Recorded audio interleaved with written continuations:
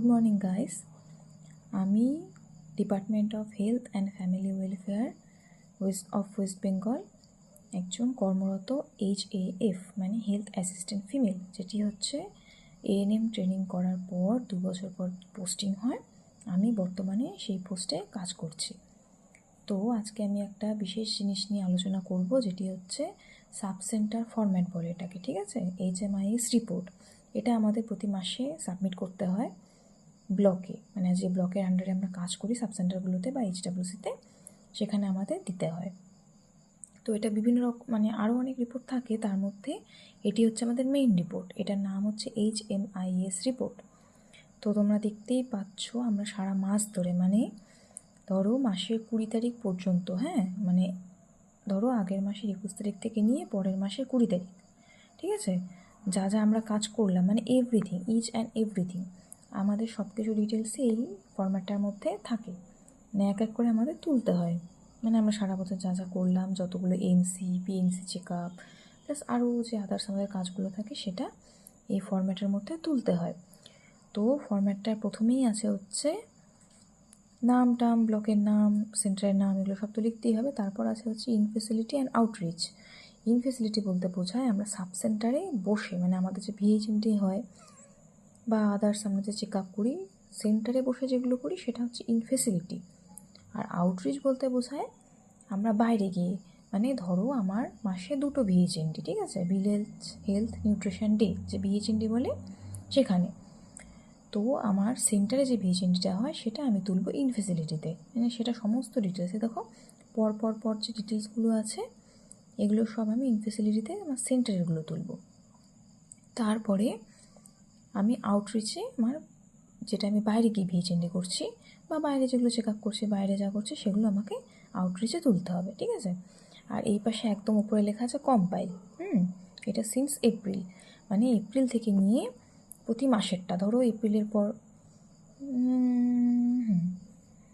May June এই করে আর কি চলতে থাকে, ঠিক আছে?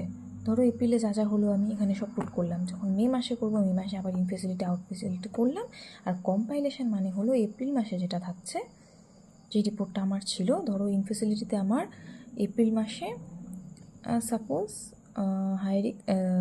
প্রেগনেন্ট উম্যান রেজিস্টার হচ্ছে, ANC রেজিস্টার আমার 5 অ্যান্ড আউটরিচ 2, ঠিক আছে? ধরো এটা এপ্রিলে হলো, তো মে মাসে গিয়ে ধরো আমার আবার ইন ফেসিলিটিতে 3 জন হলো, আউটরিচে সাপোজ 1 জন হলো, তাহলে গত মাসে কত বললাম? 5 + 3 হচ্ছে 8 হয়ে গেল এই মাসে, মে মাসে। প্লাস এখানে কত বললাম? আগের মাসে 2, এই মাসে 3, তাহলে 8 আর 3 মিলে কত? 11 হচ্ছে।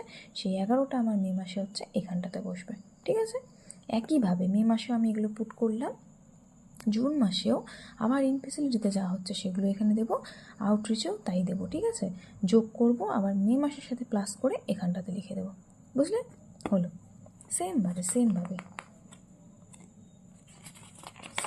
একইভাবে দেখে নাও, এখানে সব কিছু আছে। এই যে এই পেজে ধরো সব কিছু একদম সেন্টারে আমরা যা যা করছি সব সেমভাবে, সেমভাবে দেখে নাও, সব আছে। এই ফরম্যাটটা আমাদের প্রতি মাসে দিতে হয়। ইঞ্জেকশন, আমরা যেসব ইঞ্জেকশনগুলো দেখো করছি সব, ঠিক আছে?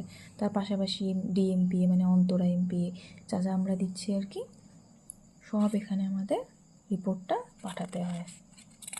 এটা খুব ইম্পর্টেন্ট রিপোর্ট, এটার উপরে ডিপেন্ড করি আমাদের সমস্ত কাজকর্ম চলে, ঠিক আছে?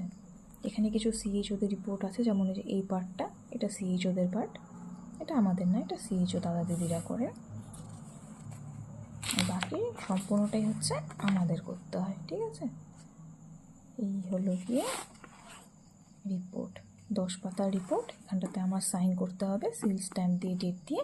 আমি প্রতি মাসে আমাদের ব্লকে 25 তারিখের মধ্যে জমা নিয়ে নেয়, আমরা 23 তারিখের মধ্যে আমাদের সুপারভাইজার যিনি আছেন তার হাতে আমরা তুলে দিই, ঠিক আছে? Thank you.